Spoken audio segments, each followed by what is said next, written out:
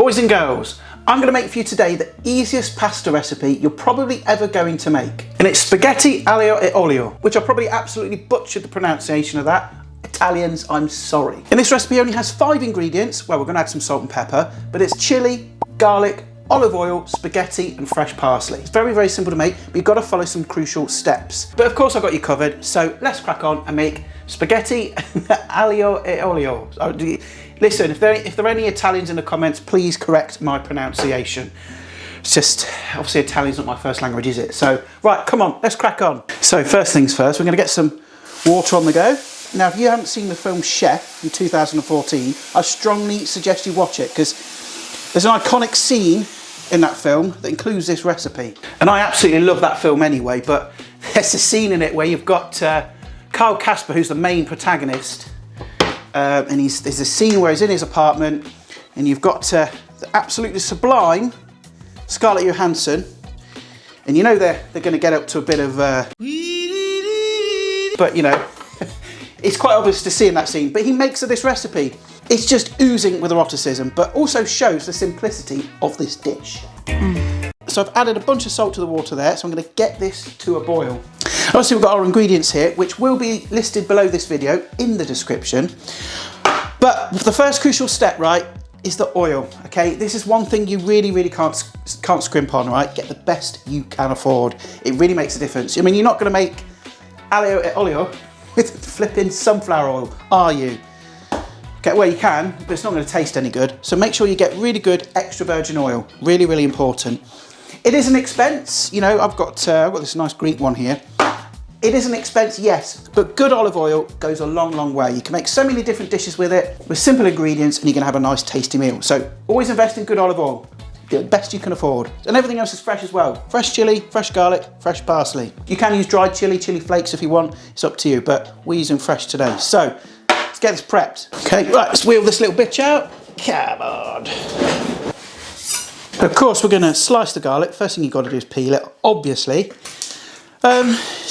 And just look, right, I've had a few comments sort of recently, and it's normally from people that have never watched the channel before, and it'd be like one comment complaining about me using a swear word, the odd F-bomb, the S word, whatever. All right, I just want to sort of just say, look, I'm a human being, okay? I'm not some sanitised TV chef. I haven't been media trained, and I might use the odd swear word depending how I feel, all right? So listen, it's not that deep. If you're worried about my swearing, look, just calm your tits. It's okay. Don't worry about it. Don't sweat it. Now, the garlic you want to slice nice and thinly. You can mince the garlic if you want. The only thing I find with minced garlic is it's a little bit harder to control in the pan. It's just going to burn a lot quicker. By doing slices like this, you've got much more control. Okay, less chance of it burning, which you definitely do not want. Nice slices, just like that. That's what you're looking for. And with the chili, I'm probably going to use half of this.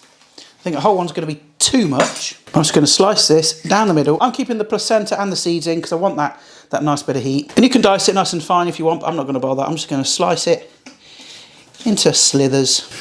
If you want less heat, use less chili. If you want more heat, use more. It's a really adaptable recipe, this.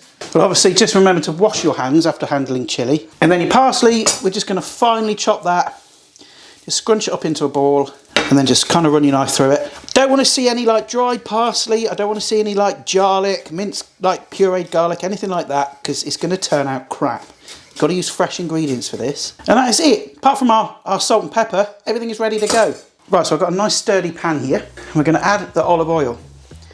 You need plenty here. There's like 4 tablespoons there. And I'm going to turn the heat on, but nice and low. So I'm putting this on like 2. Okay, this is a really crucial step. Don't want to burn the garlic, so you need to start the olive oil nice and low. Water's boiling for the pasta, and I'm going to try and do this all in real time whilst filming and doing all that kind of stuff. But, you know, obviously this is going to be a lot easier for you at home. Grab my spaghetti, whack it in. Obviously smoosh it down a bit so it fits. Now you're going to want to cook the pasta for around about 10 to 11 minutes. Just kind of look at packet instructions and cook your pasta less about 1 minute, okay? Because you want it to be still a little bit undercooked because we're going to finish it off in the pan with the sauce. As your oil is getting nice and warm, we're going to go in with the garlic. You see there's no aggressive sizzling there. There's no like hard frying. Because if you burn that garlic, it's game over. You have to start all over again. And then you've wasted garlic and that precious olive oil. Look, see how nice and gently that's sort of sizzling. Any more than that, you risk it burning, so just keep it nice and gentle. You want the garlic to take on just a tiny bit of colour, just a tiny little bit of toastiness. And as the colour just starts to change, we're going to add the chilli. And again, nice and gently, just kind of tend to it, love it, caress it. Treat it like you would a newborn baby. Obviously, you're not frying newborn babies in a pan, are you? But you get the idea. So there you go, look, you can see after about a minute, the garlic's taken on just a slight tinge, a slight tint of toastiness. Okay, any more than that, it's going to burn. So I've turned the heat down to its very lowest setting, because we don't really want to cook this anymore, but we just want to keep the heat in the pan. And I'm just going to test our spaghetti. I think it's about where we want it. Just take a piece out. I've said this before, don't do that stupid thing that some TV chefs tell you to do, like, oh, you know, throw the pasta against the wall and if it sticks, it's cooked, or add olive oil this, and all these different methods. It doesn't work. The only way to test if your pasta is ready is to flip and well taste it. So take a piece out of the pan, and give it a bite. Still just slightly undercooked, very, very slightly, so that's perfect. That's exactly where we want it. So I need to get it in the pan. So just simply take your tongs and get that straight in there. Okay. Don't worry about the extra pasta water, because we actually need that anyway. And just initially, just coat that wonderful olive oil, get everything kind of mixed together. But we need this to kind of emulsify. And to do that, we need some of the pasta water. So just take about half a ladleful at a time, add that to the pan. And you can hear there's no noise, there's no like vigorous frying, sizzle or anything like that. We're just using the residual heat and just kind of emulsify all of that together. And that pasta is going to cook in that residual heat.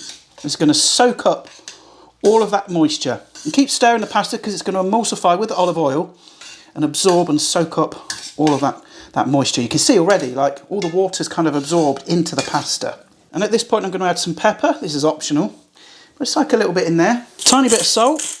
Be careful with the salt, because obviously there's going to be salt in that pasta water. Just keep moving that pasta around, and you can see like all that water has been absorbed. So I think we need to add a little bit more. Obviously not a good idea to use a pair of metal tongs on an enamel coated cast iron pan, but you know, use plastic. And then that final flourish, we'll add our fresh parsley, plenty in there. And I may even add just a tiny bit more of that pasta water actually. You know, cooking well is all about sound as well. So listen for it.